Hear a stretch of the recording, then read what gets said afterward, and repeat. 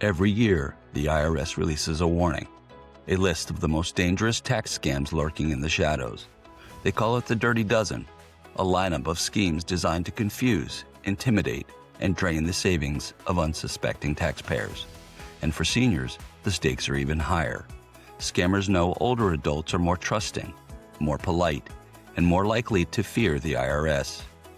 This episode steps into that world of financial deception, where criminals pose as government officials, twist tax rules into weapons, and use fear to push older adults into costly mistakes. From fake refunds to phony charities, from identity theft traps to impersonation scams, we break down the tactics criminals rely on and the subtle warning signs that can stop them cold. The threats are real, but so are the tools to fight back. Welcome to Fraud on the Front Porch, and the truth about fraud starts now. Hi, folks, and thanks for joining, listening, or watching. Today's episode is all about tax scams that seniors find themselves unfortunately subject to, especially during the filing season. You know, it's filing season, it's springtime, and, it's also time that the IRS demands you pay your bill in Apple gift cards. Today, we're diving into the most common tax scams, how scammers impersonate tax authorities, and the steps seniors should take when contacted about anything regarding taxes. Yeah, we'll also talk about how scammers exploit fear of the IRS, how to verify if a tax communication is legitimate, and all those warning signs that reveal that your communication is a scam. Awesome. Thanks, Sean. Plus, we're going to share some real stories. We're going to have a dramatic one a little bit later on, and we'll also share a successful intervention story that stopped a scam in its tracks. As always, joining me today is Sean, my fellow fraud Ferrer. Good to see you again, Sean. Great to be here, Tony. Thanks. Thank you. Let's start with some numbers. Some numbers just show how dangerous these tax scams have become. Yeah, these numbers come right from the IRS, Tony. Here's the big one. Seniors lose over $1 billion a year to tax-related scams. That's billion with a B. That's really weird because 10 years ago, everything was in millions, right? Even the government, politics, everything's in millions. Now it seems that everything is in billions. So I guess overall, that number is really not too surprising. Yeah. Well, here's another one. 1 out of every 4 seniors receives a fraudulent IRS contact attempt every single year, whether it's through phone, through email, or through text. Hmm. The average loss right now of those who fall for these scams is more than $5,000. And usually that's drained out in a single day. Now that is devastating. $5,000's a lot to a senior, and Yep. that's just the financial impact. Yeah. I mean, seniors who fall for tax scams are 3 times as likely to experience anxiety and depression or fear around future tax seasons. So much more than financial impact. And then the number we always hate to hear, this is according to the IRS, it's estimated that only 7% of people ever report this scam. You're right about the hate. I cringe every time I hear how low that number is. I hate when you report that stat, mostly because when you share it, I want that angst. I wish these seniors were more angered by the scams that get perpetrated on them as much as they do, like, say, for the lottery scams, what we talked about. I think that was the highest at 14%. Yeah. So I just wish seniors would report on these scams at that lottery level as well, at least at that lottery level. Thanks for sharing those. Yep. Let's talk about some of the common tax scams. The IRS every year publishes this really cool list. It's called the Dirty Dozen, obviously taken from the film of the same name. And according to the IRS.gov website, they publish this list every year as the worst of the worst tax scams that all of us, seniors especially, need to be aware of, things that are happening, and they really kind of stay with the modern times and the things that are going on. Mostly shared through the filing season of tax season, but they do publish the list with the the warning that these scams can happen to folks at any time of the Yeah. year. Right now, we're probably in more of the refund season, but these folks can encounter this at any time, um, either when they're doing their own taxes or when someone's assisting them. I'm going to share the 2026 list. It's a little different from the 2025 list, and in fact, the list is kind of wild. The first two don't even appear on the 2025 list. Tells you just how much things are evolving along the way. So, 12 key scams to watch for. Number one, IRS impersonation by email and text. This really speaks to the phishing and the smishing that we've talked so much about. IRS urges taxpayers not to click links or open attachments from unexpected messages and to report suspicious IRS related emails, messages, or texts that they've gotten. Um, I think that's pretty self-explanatory. Well, I think we'll talk a little bit later on about maybe some of the places we can go to report some of that stuff. Number two, and this was the one that probably got me the most, the AI-enabled IRS impersonation by phone using robocalls, voice mimicry, spoofed caller ID. We've talked a lot about spoofed caller ID in the past, but Yeah. these robocalls that scare people, they generally contact taxpayers with threats, and these threats really unease folks along the way and just scare them into doing all sorts of poor activities. IRS reminds taxpayers that it generally contacts taxpayers by mail first, and they do not leave urgent, threatening, pre-recorded messages, nor do they call to demand payment or threaten arrest. Yeah, and Number that used to three, be go ahead. that used to be the scary robot voice that came in. This is the IRS. You owe us Yeah. $15,000, and now they're reporting that these scammers are using AI, and it might sound like an actual human voice calling you to tell you you're going to be arrested and that you owe money. And so, every year it's a little bit less and less easy to kind of spot that this is absolutely a scam. Yeah, you're right. And a little side note, I got a phone call yesterday, presumably from my bank, and I answered because I saw it was my bank, and he started asking me a bunch of questions and making a pitch for offering me services.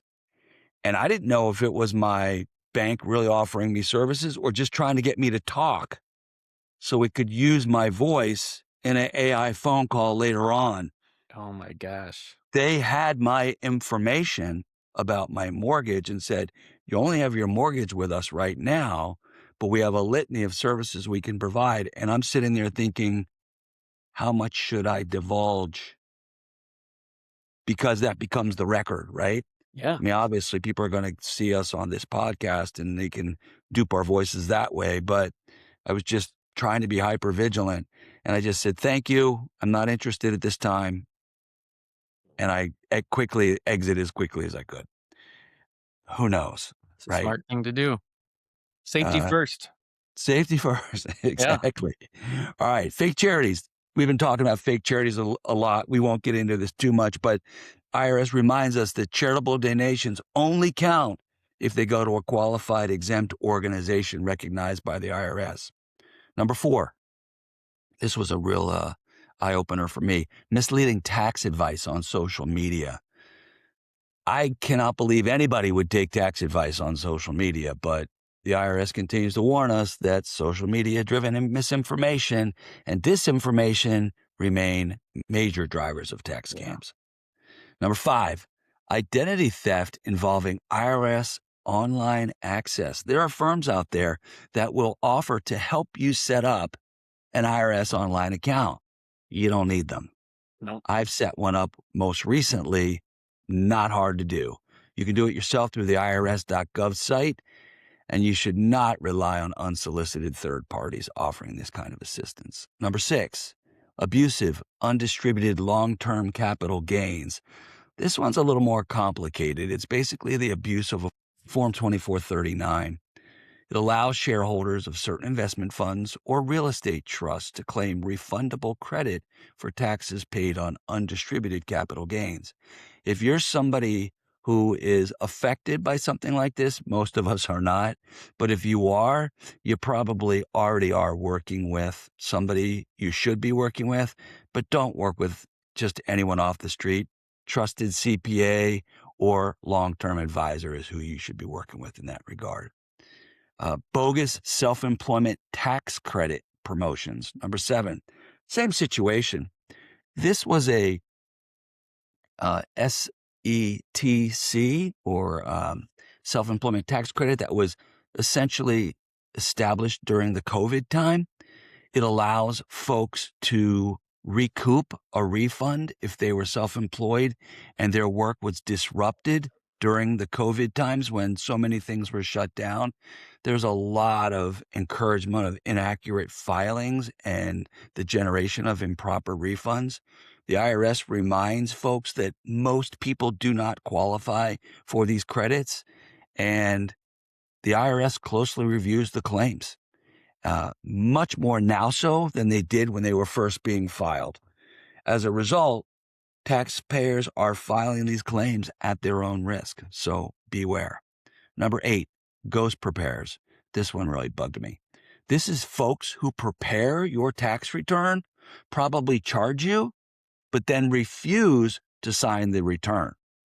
That's a big red flag. Anybody not willing to sign the return using their PTIN or preparer tax identification number, even if they're preparing your tax return and they don't have a PTIN, that's a big red flag right there. If they don't sign, do not remit payment, in my opinion. Right? We're not tax advice givers. You and I come from the tax world. We know. We come from the CPA world. We know that these are really big red flags for everybody, let alone seniors. Number 9, non-cash charitable contribution schemes. This is where folks are encouraged to inflate the appraisal value or donated property using things like syndicated conservation easements or even art. Once again, IRS warns that taxpayers who file returns with made-up information can have their refunds withheld for quite a long time while things get verified or investigated. Yeah, Number 10, overstated with... Oh, I'm sorry. Go ahead. Sorry, Tony. Maybe that's some of the advice that's coming over through the social media pieces that you talked about earlier. Yeah, I think that's a great point. I think some of when you're these getting get your conflated. advice. Yeah. You can definitely conflate multiple scams. And as we see with the scams we talk about, it's not hard to pull a double scam on somebody. Right. With the right talk track, the right scheme, et cetera. We talk about that a lot. Yeah, I think we're going to hear one a little bit later on today. Yes, we are. Did I say number 10? Number 10. Over 10. Yes. Sorry, I interrupted you. That's okay. No problem at all. All right. Over 10. 10 is overstated withholding schemes. These are similar to the tax credits and everything else that folks go through. The IRS may delay processing while it verifies wages and withholding against third-party records. So this type of scam gets perpetrated with the W-2 forms, 1099s, all sorts of 1099s, whether it's a 1099-R, an NEC, 1099-Bs. Just got to beware. I mean, just don't overstate. There's no reason to. Number 11 is spear phishing. Spear phishing and malware campaigns targeting tax professionals. Best advice here is you got to strengthen your personal security practices. And number 12, aggressive or misleading offer in compromise marketing mills. These folks help certain eligible taxpayers resolve tax debt. The folks who come in and say, I'm going to clear up all your tax debt, don't you worry. Yeah. A lot of times they're the recovery scam. They're the second wave of the scam coming after you. You can check taxpayers' eligibility of these kinds of firms with free IRS tools. Now, all of these are available on the irs.gov website if you want to read them in more detail. Otherwise, I would encourage you just to beware of them as you go through. A lot of these scams were also, and it's part of 2025, and an easy, quick search on Google on either 25 list, 24 list, 23, 26 list. They're all out there. I would encourage folks to really get out there and do some searching if they're curious. All right, Sean, why don't you take us through some real examples of some folks getting scammed? Yeah, I've got a few here, and they touch on a lot of what you just talked about, Tony. My first example was a fake IRS agent Hmm. calling someone. The senior, in this case, lost $4,800, so quite a bit.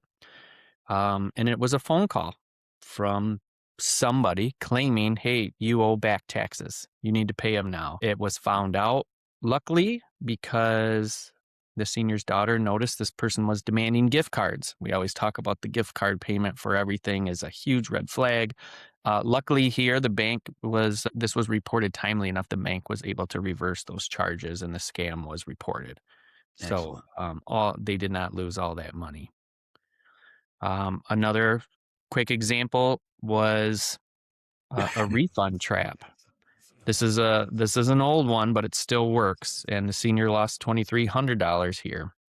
So the senior received an email claiming they were owed a refund, but they had to click a link, and register for the refund and put in all your personal information and probably bank Mm. account information and all those things. And luckily, in their case, a grandson spotted a fake URL that they were working through.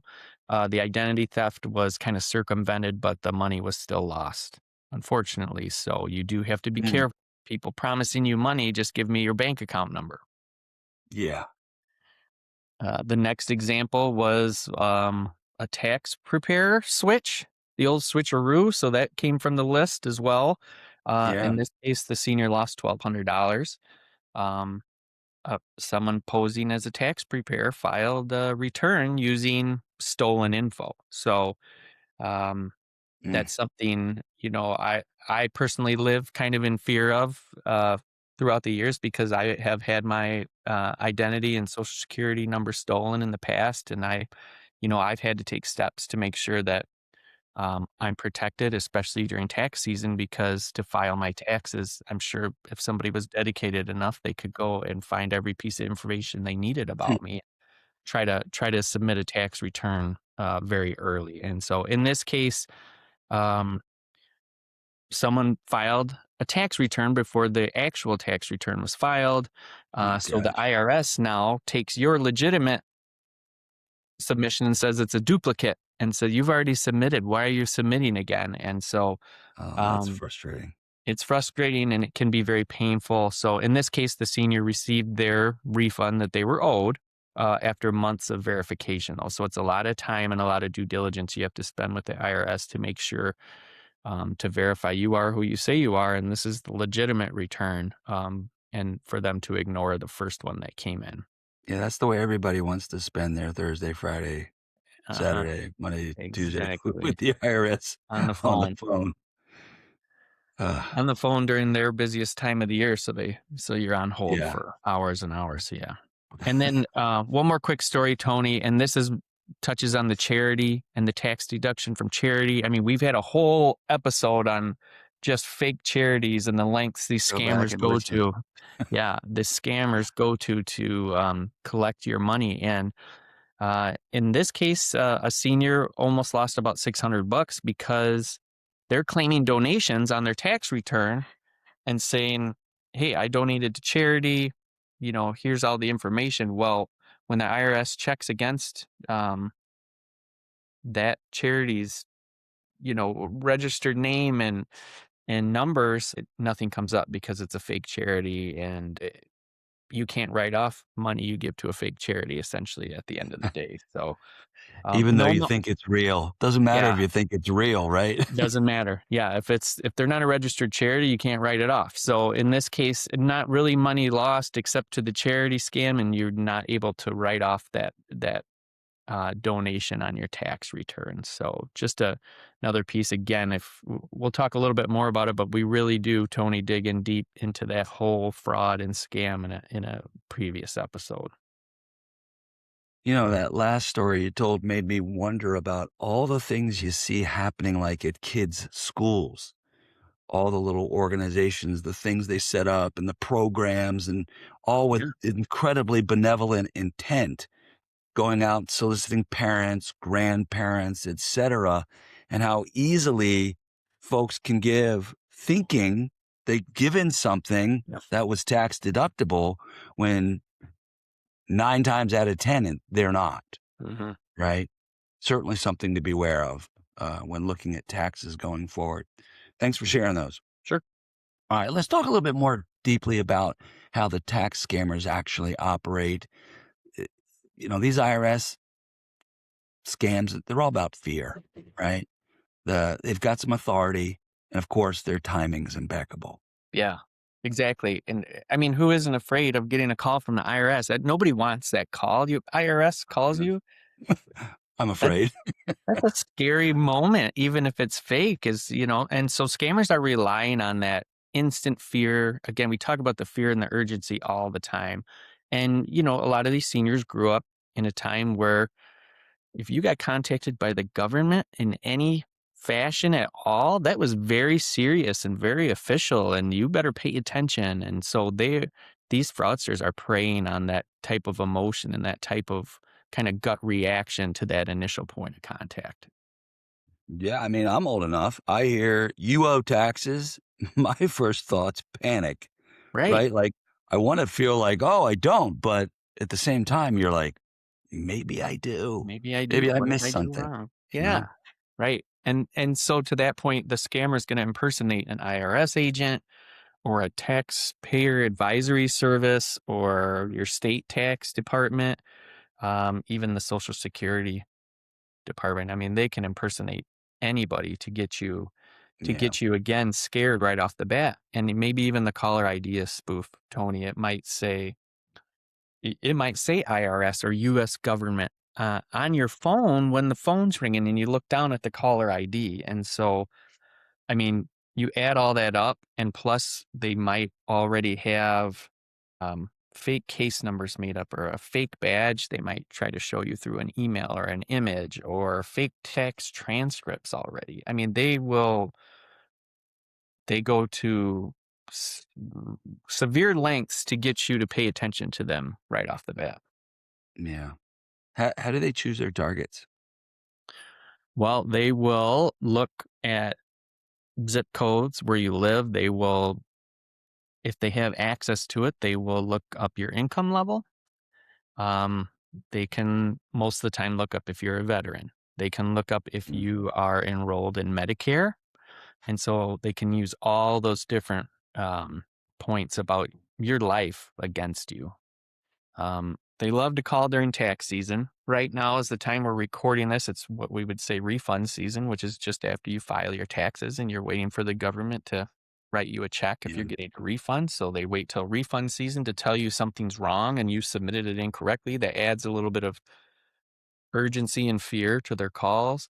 But Tony, they also time around government shutdowns. We've had a few Oh of those boy. in the last few years, and certainly also Medicare enrollment periods, because that's just kind of a time of uncertainty for some seniors and a time of um, do I or don't I owe money to different government agencies. So all that type of chaos and confusion adds to their ability to scam you. Mm. Yeah, and if you're someone like me, refund season's all year long based on the timing of when I end up filing with all my extensions. I got a lot of extensions. So, refund season for me might be October, but yeah, no, I get your point. This is, it's amazing. They're paying attention.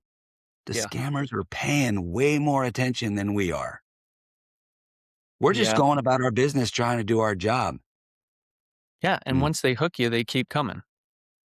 Oh boy. They might tell you, okay, thanks for that payment. Now you owe us penalties.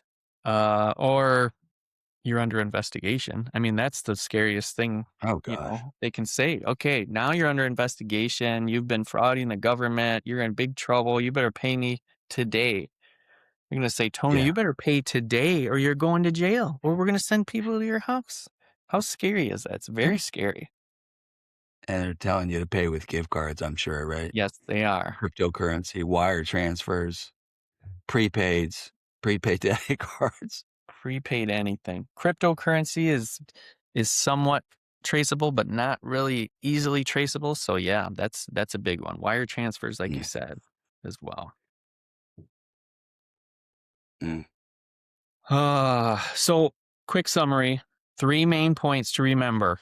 How are scammers going to try to fool you? They are going to impersonate authority with confidence and fear and urgency. They're going to weaponize that fear by saying they are the IRS and we're coming to get you. And then, of course, it's the timing that helps them intimidate and force you into quick decisions that you shouldn't be making. Only the vehicle changes, right? Yep. Yeah. The manipulation is the manipulation. Only the vehicle of manipulation changes and just puts you out there thinking that anything, just about anything, can be a vehicle. Wow. Thank you, Sean. That was great. That was great. I think we have a story. Going to hammer home some of these points very clearly. It's story time. I'm going to take us into that moment that shows exactly how tax scammers can break a senior's confidence and on how one small act of kindness can stop a disaster. The agency of fraud. It's 11:15 a.m. Margaret, age 82, sitting at her kitchen table, is sorting through a stack of coupons and church bulletins. Her phone rings.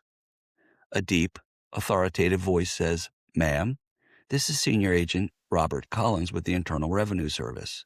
I'm calling about an urgent matter regarding your unpaid tax balance." Margaret gasps. She's never owed the IRS anything. Agent Collins continued, "You have a delinquent balance of $3,900. A warrant for your arrest will be issued within the hour unless you comply immediately." Margaret's breath catches again. Her hands tremble. She whispers, I I don't understand. I always pay my taxes." His voice hardens. "Ma'am, this is not a negotiation. You have committed tax fraud. If you do not pay today, law enforcement will arrive at your residence." Her chest tightens. She glances at the clock. She imagines police cars pulling up outside. She imagines neighbors watching. She senses fear. He pushes harder. "Do not hang up. Do not call anyone. This is a confidential federal matter. If you involve anyone else, your case will escalate." Margaret nods, even though we can't see her. She feels small, alone, cornered. He tells her she must pay with gift cards to verify her identity. He tells her exactly which store to go to. He stays on the phone the entire time.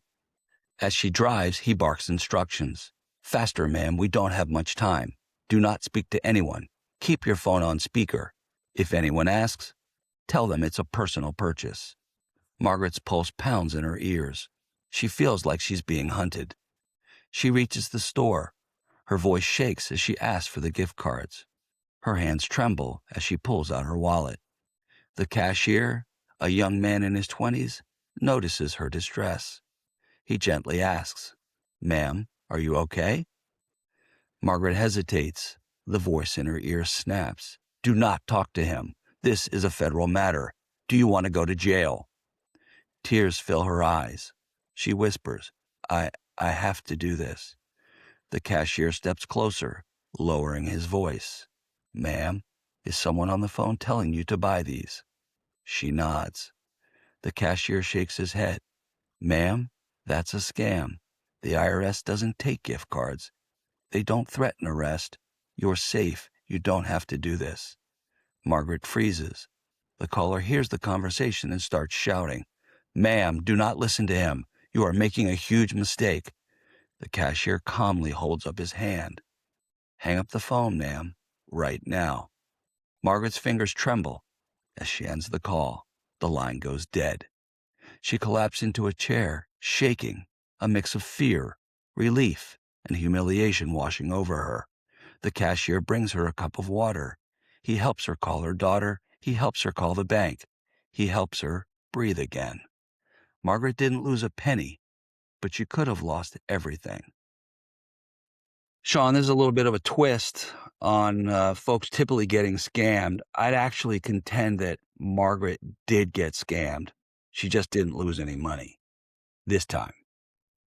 It really makes me wonder about the training that store clerks are receiving these days and the emotional and psychological toll uh, this experience is going to have on her. This is going to be pretty hard to recover from. As you said earlier, like the next time the taxes are due, that timing, this is going to haunt her. Um, I'm really impressed that the Yeah. clerk knew enough to raise his hand and calm her down. That's pretty key. It's probably happening in all sorts of training. I think that's something worth digging into a little bit more. All right, it's fight back time. Let's talk a little bit more about legitimacy and verification on this. We'll call it apprehending topic. Yeah, and let's break down the Margaret story a little bit. I think this is that's a great example of we can use it as a classroom session here, Tony. We can talk about all the things that happened. Um, it started just like we talked about. It's hey, I'm the IRS, you owe us money and you're about to be arrested. Like, that's a very alarming thing to hear over the phone. Mm, If you and I received that call today, even knowing it was fake, your heart would still skip a little bit of a beat because it's a very threatening beginning to any type of interaction. So the first thing to understand there is you need to pause. The IRS is never going to demand immediate payment like that. You might owe money to the IRS. They are not going to call you and threaten you to throw you in jail, at least not the first phone call. So just hang up if anyone demands money. If Margaret had received this through a text or an email, don't click the link. Don't respond to that threat at all. Now, one piece we don't talk about this enough, Tony, but this is in all these cases we talk about through all these episodes is the longer you stay on the phone, the more, and you try to start pushing back, a lot of the times the behavior of the caller will become angrier. So these fraud rings are great trained point. to keep you frightened, which they did with Margaret in the story, which is don't talk to anyone, don't talk to anyone. As soon as she starts talking to somebody, the caller gets angry and starts shouting. And usually the case, they are yelling at you on the phone, telling you, again, this caller repeated in the story, you're going to jail. Do you want federal agents at your house? Stop talking to this person. And then I can imagine in my head the volume of that person's voice going up and up and up until Margaret is just frightened to death of disobeying this person. So that's another key when you are actively involved in something that's a scam and you're starting to doubt it, that person will sound angry and raise the volume of their voice on the phone. So that's another huge key to listen for if you are ever in the middle of something like this. That person does not want to be disobeyed and will scream at you once Yeah. you start doing it. Yeah, those are great points. And then along with all those are the tools, right? The Yes. tools that are available seniors can use to help themselves. The the IRS actually gives people way more resources than I think most folks realize. Um, I've had to scour a bit of them recently just in working with the IRS on everything concerning th- this podcast, Yeah. really, Yeah. and our organization. So, yeah, why don't we talk a little bit more about those? Absolutely. I mean, those are powerful free tools that cut right through the confusion if you're able to access them during the time of a scam. So seniors don't need to guess. They can verify everything through the IRS usually. So number one tool is just the IRS's online site. You can create an irs.gov account. I mean, You this don't is need help. it. That's the gold standard. I mean, if anybody listening to us right now can go sign up on the irs.gov website for their account. And you can get in there and you see your tax balance. You can see Any notice the IRS actually sent to you, so anything you've received in the mail will also be listed on the site. You will see your payment history if you've ever paid in. You'll see your refund status through so many years, and um, any kind of identity protection with your PIN, which we'll talk about as number 2, but that will be listed in there as well. Yeah, that's cool. And, to your point, the IRS didn't send a notice. It's not going to appear there. And if it's not there and somebody says you owe $2,000, your online account says you don't, game over. Don't It's even game bother. over. Yeah, it's all in there. If it's not in there, it's not true. So that's the number one way to avert any of these scams. Number 2 is the IRS actually has an identity protection PIN. They call it their IP PIN. And this is one of the strongest tools you can use as well. This PIN is a 6-digit code the IRS gives you that must be used to file your tax return. So scammers can't fake a return in your name, even if they have your social security number, if you have one of these. Number 3, Tony, is the IRS's Where's My Refund tool. This is a tool right on their website that lets you track your refund in real time. So if you get a call from a scammer that says your refund's on the way, but we need more information from you, and you have to type in your bank account and everything so they can steal money from you, just ignore it. I mean, this tool will tell you exactly where your refund's at after you file your tax return. And so the IRS, this tool is never going to ask you for information beyond your social security number and your filing status and your refund amount. If you get asked for anything else outside of that to track your refund, it's a scam. Gotcha. Number 4 is the IRS Tax Professional Directory. So there is a searchable directory of legitimate tax preparers on the IRS's website. So again, Tony, you brought up, we have both been employed are employed at a CPA firm. And if someone's claiming to be a CPA or an enrolled agent, you can verify it instantly through the IRS's website. So if the name's not in there, walk away. Number 5, the IRS also has a tax-exempt organization search. So it's their charity checker. We talked about this in a previous podcast. This is huge if you donate. If you donate to nonprofits regularly, you can look them up. You can look at their tax filings through past years. You can make sure they are legitimate. And scammers love their fake charities, Tony. Yeah, especially around tax season. This is definitely a new favorite of mine. Looking things up to see if it's real, registered, eligible for tax-deductible donations. Look, if it's not in the IRS database, it's not legitimate, period. Yep, you got it. Number 6 is along the same lines. Your state tax department has a website. Every state has its own tax authority, and you can verify whether you owe state taxes. You can verify whether a notice you've received is actually real, and you can also verify if your refund is pending or on the way. And again, your state websites are never going to ask for payments through gift cards or wire transfers. We always have to watch out for that. Number 7, the IRS actually has a published 800 number. They have their own phone line. There's an official IRS phone number you can call. And if you are unsure about anything, do I owe anything? Is my refund delayed? Is something going on with my money? You can call this 800 number. It's 1-800-829-1040. That is the IRS's published number.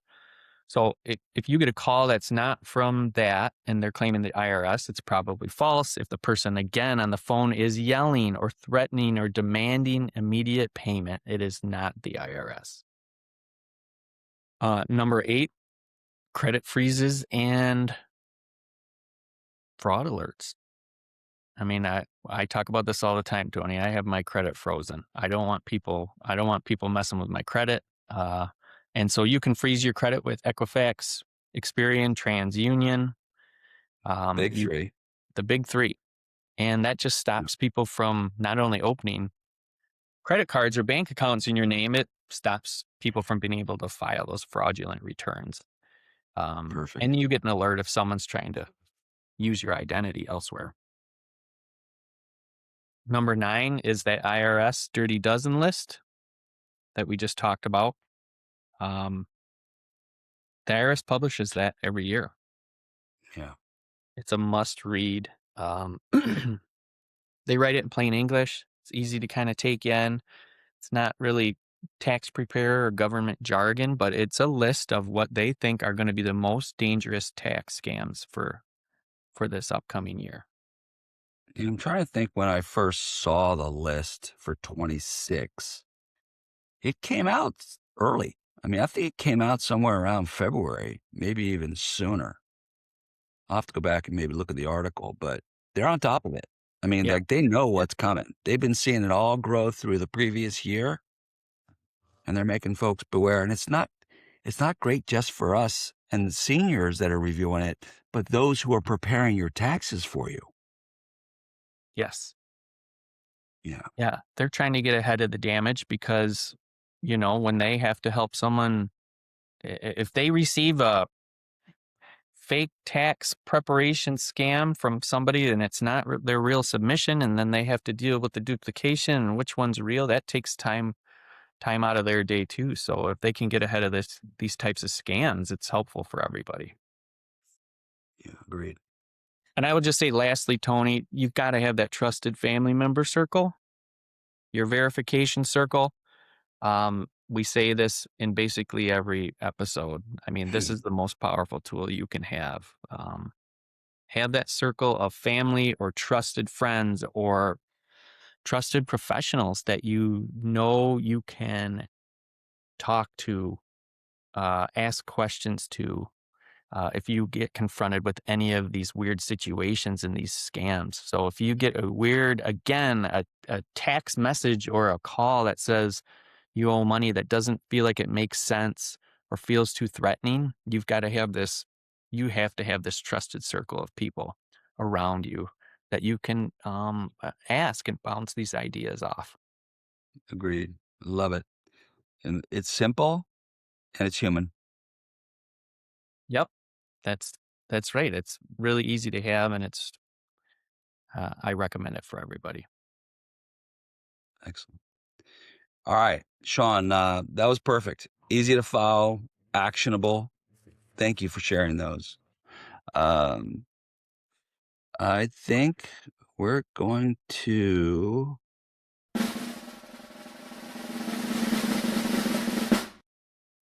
It must be quiz time. It must be quiz time. I'm getting better. I'm getting better at I putting it love in it. there. All right. So, yes, it is quiz time. 5 questions. We may want to go this. You seem to roll through these pretty quickly. You may want to increase the number, but for now, we'll keep it at All 5. right. All right. Five questions today. Got some multiple choice. Actually, all these are. Got a few fill in the blanks for you. All right. Question number 1. What's the number one sign a tax call is fake? Demanding immediate payment would be number one. Yeah, I'd go with that. I'd go with that. I was thinking maybe they threaten you, Yeah, I but mean, that's yeah, the I would say threat right demanding there. payment is a Yeah. really clear indicator. Yeah. So I'll give you full credit on that. All right. Okay. Question number 2: true or false? The IRS calls people to threaten arrest. That is false. Amen. Question 3: what's the safest way to verify a tax notice? The absolute safest way would be to call their 800 number that we'll share. That we'll share in the notes here, but it's 1-800-829-1040. That's call the IRS directly. Excellent. And you're right. That probably is the safest way since you're getting an agent. But you could also check. Could also check via your online account. Yep. Yep. Right. Number 4. What payment method do scammers love? They love those gift cards. They love those gift cards, Tony. Yeah. And what's the best long-term protection strategy? Outside of setting up your account and doing all that due diligence, get that IRS identity protection pin. Yeah, I saw that. I had to set mine up actually when I set up my account. So Nice. good job. All right. When I first saw the IRS pin, my first thought was like, oh my gosh. Like, really? I got more authenticating to do, even with the IRS. I have to log in and I have to check on several documents, dozens of time, blah, blah, blah, just for our organization, right? But then I realized this is a godsend. I might add that, I'm not giving that pin to anybody. So it's essentially a form of two-factor authentication. And Yeah. although it's a little bit painful at times, man, when you realize how many times you didn't get scammed because of having it, Right. you'll be really glad that you did. All right. We're kind of getting into the home stretch here. Any additional educational stuff you want to share with our folks today? Yeah, let's do a quick summary of what we talked about, and then let me share a story, a success story with you, Tony. Perfect. Here's the golden rules for tax scams. Again, the IRS is not going to call you or text you or email you out of the blue. Have that trusted family circle. Families can help by checking in weekly, just conversation, especially around tax time. Did you get your taxes done? Did you get any tax messages? Anything that seem out of the ordinary? And a really major one here, number 3, is if someone threatens you, someone is very threatening on the phone with you, it is a scam. That is not the approach that an actual IRS or government agent would take with you over the phone. And so again, to verify, you can call that IRS 800 number. You can check your IRS online account. You can look up your tax preparer. Someone posing as a tax preparer, you can look them up online. Never pay taxes with gift cards. Never pay taxes with a wire transfer. Never pay taxes with prepaid debit cards. I mean, those are all very loud, shining signs of this is fake. Don't trust the caller ID when it's coming to your phone. If it says U.S. government or IRS, that does not mean it's actually coming from them. Never share your social security number over the phone either. And so a few resources for short-term and long-term protection, of course, the IRS's site. You can report all these scams right to the IRS as well. The FTC has a fraud reporting website, and the FBI has their IC3 where you can report scams. And the long-term protection for you there is, Tony, like you just talked about, that identity protection PIN. Another avenue you can take is to file your taxes early. That's not always an option for everyone. I realize that, but if you can file your taxes before somebody who's trying to scam you gets the fraudulent tax form in, I mean, you're not going to have to deal with that and jump through all those hoops. So filing taxes early is actually a good strategy in this case. Long term, also, you can freeze your credit. That's what I do. And you can check actually your Social Security account monthly as well. You can set up a login and password to the Social Security website as well as the IRS. Okay. Let me share a story, a success story here, Tony, about George. He had a near miss or a near make, depending on your perspective. So this story shows how quickly a tax scam can spiral and how one calm voice can pull a senior back from the edge. George, in our story here, he's 76. He's a retired accountant, sharp as ever, but like many seniors, he worries about doing things right when it comes to taxes.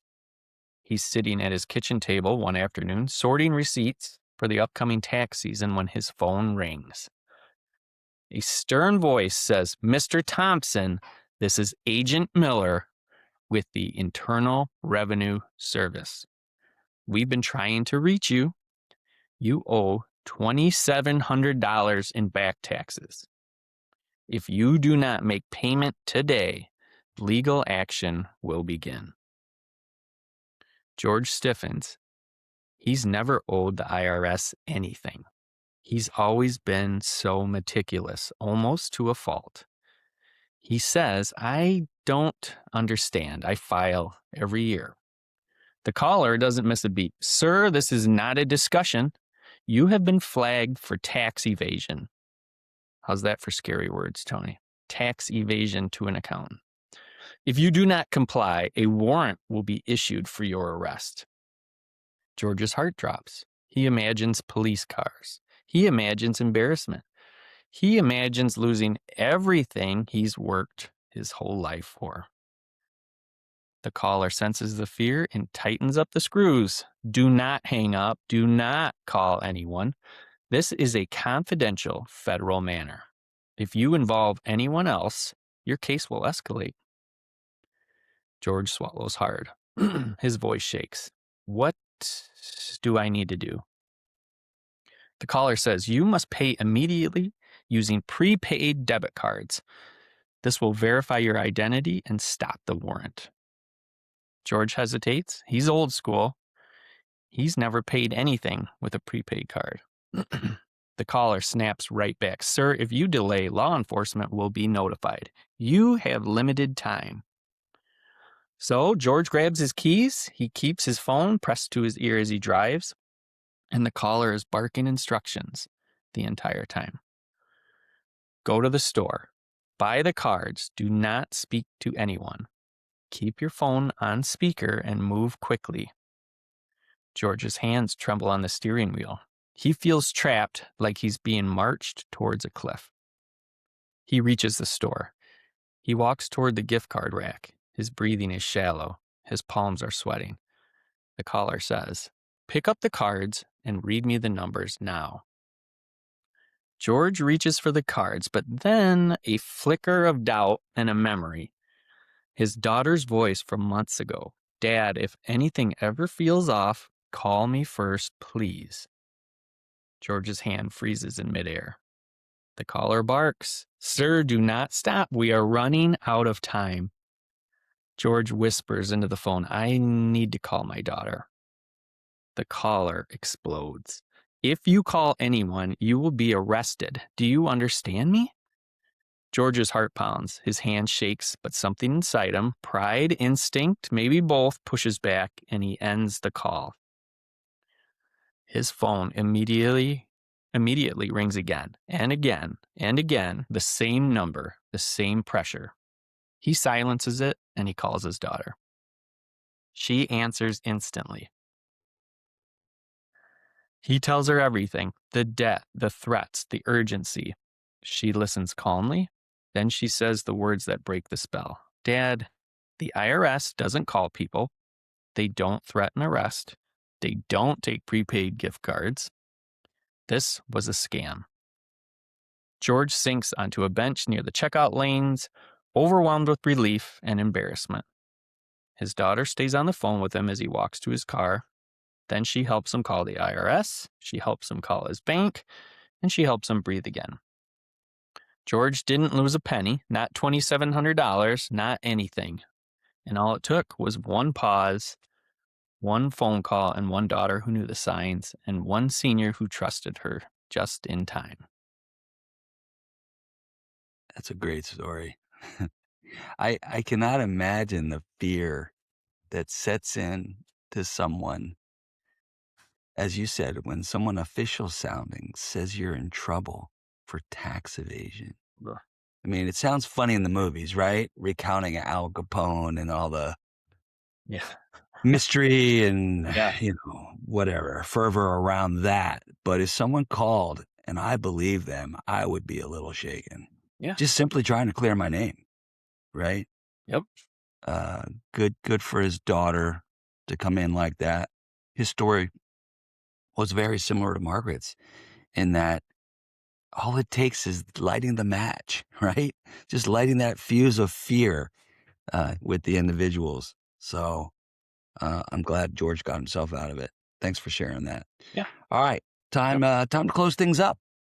These tax scams are not going away. No. And awareness changes everything. And seniors deserve to feel confident and not afraid. And remember, families. Families can help. Families can make all the difference if they can lean in and help. Amen. Agreed. So let's keep talking. Let's keep teaching. Let's keep protecting. And until next time, thanks for bringing it, Sean. Thanks, Tony. You bet. A fake tax notice can look official, but behind it may be a scammer ready to strike. Today you learned how these scams work, how they target seniors, and how to spot the warning signs before it's too late. You learned how to verify, how to pause, and how to protect the people you love. And you learned that no legitimate IRS agent will ever threaten you or demand immediate payment. Stay alert, stay informed, stay empowered.